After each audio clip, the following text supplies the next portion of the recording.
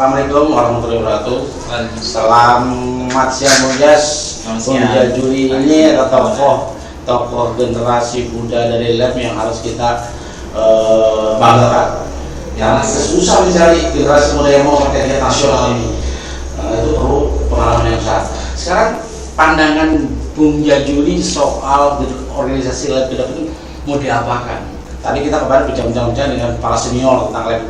Sekarang pandangan generasi muda nih yang harus punya wawasan, punya visi, udah apa kan generasi Lab ini? Sehingga menjadi ya. Terima kasih Pak Haji Fauna, dan merasa terhormat rasanya pada hari ini saya didahului sebagai generasi muda yang mewakili Lab di DPP. Untuk harapannya bahwa apa yang saya sampaikan ini hanya pemikiran yang muncul dari inspirasi yang saya lihat, saya dengar, saya laksanakan pada hari ini. Bisa jadi ada pendapat generasi muda lain yang mungkin lebih bagus, mungkin lebih cemerlang, dan juga mungkin lebih bersemangat. saya tahu gitu.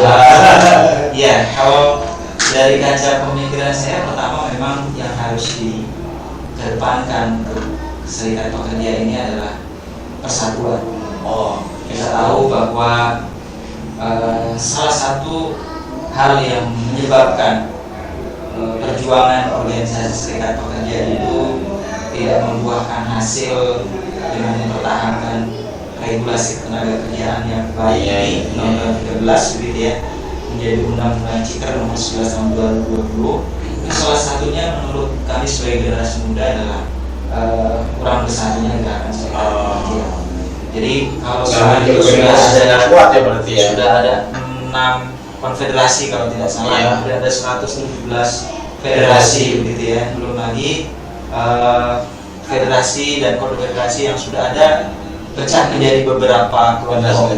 Jadi ini memang menjadi satu tantangan buat generasi ke depan, bagaimana kita bisa bersatu, paling tidak bersatu dalam konsep gerakan gitu ya. Bagaimana konsep gerakan ini walaupun berbeda-beda federasi, tetapi secara kepentingannya sebetulnya sama. Bagaimana kita berupaya meningkatkan kesejahteraan, kemudian juga bagaimana kita memberikan perlindungan pekerja gitu. Dan tentu semuanya ini adalah berawal dari kebijakan yang dilahirkan oleh pemerintah begitu ya. Nah, sehingga gerakan Serikat Pekerja ke depan ya tidak boleh menutup mata untuk melihat sisi politisnya gitu. Jadi bahwa regulasi ketenaga kerjaan ini kan dihasilkan dari produk politik. Bagaimana undang-undang ini dilahirkan oleh para politisi gitu. Sehingga ya Serikat Pekerja harus memahami bagaimana gerakan politik ke depan bisa mewarnai di kalangan parlemen dari perwakilan buruhnya. Jadi intinya begini, Serikat Pekerja dibutuhkan kebersamaan, persatuan yang kuat, tidak ada perpecahan, karena akibat seperti ini lemah dalam proses bergening kan. Undang-Undang Cipta Kerja ya hanya begitu saja, yang artinya berjalan begitu saja karena kita tidak ada kekuatan kebersamaan. Memang teori politik itu berjalan akhirnya. Generasi muda itu mengharapkan sekali bahwa serikat buruh itu harus bersatu. Ya kan, serikat buruh berkualitas, siapa mampu membuat satu kekuatan bagi Indonesia dengan semua hal sehingga mampu melawan persoalan-persoalan yang tadi Bung Yus jelaskan begitu. Ya, namun dengan demikian generasi muda nggak boleh lemah, gitu, nggak boleh putus asa. Tetap harus punya semangat untuk bangkit, memperbaiki keadaan. Apa yang diperkuat? Jadi menurut kami sebagai generasi muda, ya yang pertama sih kita harus membangun organisasi Serikat Pekerja itu secara modern dalam konteks dari sisi pemikiran kita harus mulai terbuka bahwa dunia ini sudah global, informasi ini begitu sudah terbuka, mudah kita mengakses informasi. Jadi kalau misalkan pemikiran kita itu masih kuno kemudian tidak menangkap perubahan itu dengan cepat, maka kita akan segera ketinggalan perubahan teknologi gitu ya. Karena industri sekarang sudah memasuki industri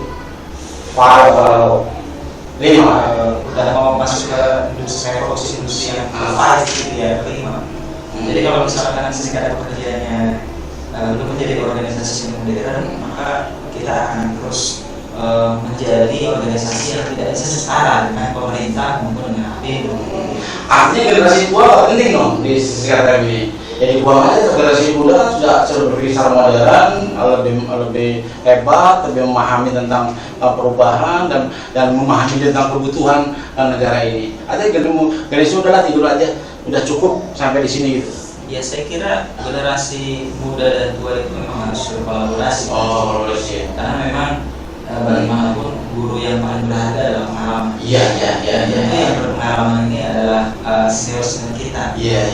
Jadi bisa jadi gitu ya, pengalaman yang berharga dari senior kita lah itu yang menjadi pelajaran sejarah yang harus kita jadikan sebagai satu pelajaran berharga gitu. Kalau memang yang baik maka terus kembangkan kebaikan. Kalau memang ini tidak baik maka ya jangan diulangi. Oke, ya betul. Berarti kolaborasi ya. Di sini kolaborasi antara generasi yang lama dengan generasi yang muda ini jadikan satu kekuatan untuk menyatukan serikat pekerja ini. Wah, ini sangat bagus sekali kolaborasi itu. Nah, bahkan ada pendapat generasi muda sekarang yang tidak paham. Generasi tuanya sudah berjuang mati-matian nih sampai mendirikan PU, PDP, DPC-nya, DPD juga, DPP. Terus ada pemikiran lain, generasi tua udah buang aja, nggak ada gunanya. Jadi kayak semacam organisasi OSIS gitu, kalau udah nggak sekolah udahlah, kalau udah kerja udahlah. Apakah Pak ini juga setuju oleh Bung Jas? Saya pikir memang generasi muda itu harus terus dipersiapkan. Ya, betul, setuju kalau itu. Kemudian dari anggapan bahwa orang tua ini tidak diperlukan, sebetulnya kalau bahasa kita anak-anak muda, ya yang tua tetap memberikan kesempatan kepada yang muda. Semua tetap harus gitu ya. Nanti memang ya kalau falsafah Jawa itu iya, kalau falsafah Jawa itu kan ada bodoh, Madio Mamungkaso, ada ya. Kita lihat porsi komposisi orang tuanya itu apakah memang akan dijadikan sebagai Tuturi Handayani atau memang Ngasos Sulodo gitu. Benar. Sehingga memang yang dikatakan tua dan muda itu sebetulnya tidak saja dari usianya, tapi memang bagaimana organisasi ini membutuhkan pemikiran-pemikiran yang ke depan, visinya begitu ya. Kalau misalkan generasi muda, generasi tua itu sudah nggak produktif lah, sudah loyo, ya kan, sudah ya cukuplah di rumah saja gitu kan. Pasti pemikiran-pemikiran akan masuk ke sana. Terus sekarang generasi muda sudah banyak fasilitas yang mengetahui, ya termasuk sejarah segala macam, mereka bisa ngelihat di Google di mana-mana. Ya sementara organisasi serikat buruh tahu sendiri berbeda cara berpikirnya dan perjuangannya berbeda. Generasi tua ini mencetak PUK, mencetak DPC dan DPD sampai tua dia aktif di DPP akhirnya. Dan akibatnya apa yang terjadi? Ya generasi muda jadi bingung, ini generasi tua pasti nongol-nongol aja nih gitu. Nah pandangan ini untuk generasi muda bagaimana ini pandangan ini? Ya, jadi zaman itu memang selalu melahirkan pemimpin di masanya. Namun boleh dibilang kita menjadikan pelajaran juga ya, hari ini Amerika Serikat itu presidennya umurnya 78 tahun. Ya. Artinya memang ini kan sebetulnya di masa milenial, memang masanya muda ya. Masih dulunya presiden gitu ya. Tapi kenapa yang terpilih adalah presiden yang sudah tua? Oh iya. Nah ini artinya memang belum tentu begitu kan. Ya. Dalam hal kepemimpinan muda dan tua itu dibutuhkan oleh generasinya. Bisa jadi ada orang-orang tua yang memang pemikirannya adalah jiwa muda gitu ya. Sehingga kejaman ya. Yang dimaksud kolaboratif itu ya tadi yang tua memberikan kesempatan pada yang muda untuk tampil ya, itu mengaktualisasi ya. Kemudian yang tua memang tetap harus memberikan karya-karyanya yang terbaik. Kalau misalkan tua kemudian berkarya lebih banyak, nanti kan produktif. Produktif itu kan memang dinilai. Jika karya tidak ada, untuk mau buang saja lah. Ya. Nah, cukup seperti aja gitu. Saya kira memang hukum alam itu akan menjadi sesuatu yang alami. Ketika memang generasi tua itu masih diperlukan, maka dia pasti akan dibutuhkan gitu ya. tapi memang ketika dianggap sudah tidak produktif, sudah tidak menghasilkan karya, atau bahkan sudah tidak bisa memperjuangkan apa yang menjadi harapan anggotanya, maka tentu akan digantikan oleh generasi-generasi yang lebih baik. Di sini generasi tua cuma berapa orang lagi, jadi jari. Pertanyaan saya, untuk 5 tahun ke depan kita butuh pemimpin yang ke depan, apakah masih dipakai?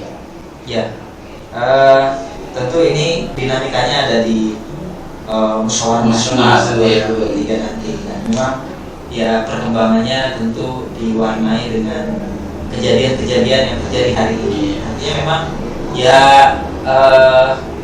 keberhasilan kita hari esok itu ditentukan oleh kita hari ini. Apa yang kita lakukan hari ini itu akan menjadi kenyataan di hari esok. Jadi memang kita akan melihat masa depan itu tergantung dari apa yang dikerjakan hari ini. Gitu. Oh gitu. Ini banyak pengalaman, Bung. Kita punya banyak pemimpin. Ada Bung Atiga Karwa dulu, ada Bung Arjono almarhum ya, ada Bung Rasayari, kemudian ada Haikal Umar dan sebagainya. Dan saya perhatikan pada generasi ini ketika mereka sudah tidak terpakai lagi, tersisi di pinggir, hilang, lenyap begitu saja, tanpa terdengar bagaimana perjuangan yang diharapkan, apa yang tadi Bung sampaikan. Nah, apakah ini yang sisa tinggal beberapa jari yang kita hitung ini juga akan melakukan seperti hal yang sama? Ya kan? Justru ini adalah pemikiran banyak antara generasi muda dan generasi tua. Tetapi ya memang generasi tua sudah pasrah, tergantung yang muda lah mengerti perjuangan nggak, mengertinya ini merupakan bagian dari sebuah perjuangan bersama. Ya kan? Hanya itu saja. Nah, untuk penutup Bung Jajuli, memang saya lihat kolaborasi itu sangat baik sekali. Terakhir berikan istilahnya pandangan terakhir lah, bagaimana sebenarnya bahwa generasi muda ini akan memberikan mimpinya untuk banyak ke depan, jauh ke depan, mimpinya saja yang bagaimana supaya kita generasi tua tahu nih, oh harus demikian loh, kita ikuti pola pikir generasi muda loh, kalau nggak ketinggalan atau ditinggalkan. Yang tadi sampaikan seperti itu. Apa? Silakan Pak. Ya, kalau menurut saya memang ke depan itu siapapun yang akan tampil menjadi pemimpin memang harus mewujudkan kemandirian organisasi. Jadi memang ini organisasi yang besar, organisasi massa yang besar. Tapi kalau kita tidak bisa mengkapitalisasi potensi anggota yang kita miliki, tentu kita akan menjadi organisasi yang tidak berdaya begitu ya. Artinya memang ya kita harus membangun mindset ya pekerja itu ya harus punya keberdayaan dan produktif dalam berkarya begitu ya. Karena memang yang dibutuhkan saat ini adalah bagaimana kita mampu mengimbangi produk-produk pemikiran dari pemerintah juga pengusaha. Nah, kalau dari sisi pemikiran, dari sisi gerakan, kemudian dari sisi kemandirian, kita tidak menyelevelkan, menyetarakan, menyejajarkan dengan mereka, maka kita dianggap sebagai organisasi yang hanya pandai turun ke jalan. Sementara kita tidak bisa mengelola SDM kita yang begitu besar. Padahal pabrik-pabrik itu berjalan karena SDM yang tinggi. Padahal ekonomi ini bergerak karena kita dalam hal ketenaga kerjaan ini memberikan kontribusi yang besar terhadap kemajuan bangsa dan juga keuntungan bagi pengusaha gitu. Jadi permasalahannya, tantangannya kita ke depan ya harus bisa mengoptimalkan potensi yang kita miliki sehingga pemerintah itu menganggap bahwa serikat pekerja ini sudah tidak bisa dianggap remeh lagi karena sudah punya kekuatan yang setara dengan pengusaha dan pemerintah. Pemerintah nggak bisa berbuat apa-apa kalau nggak ada pekerja. Pengusaha juga modalnya banyak, kalau nggak ada tenaga kerjanya buat apa?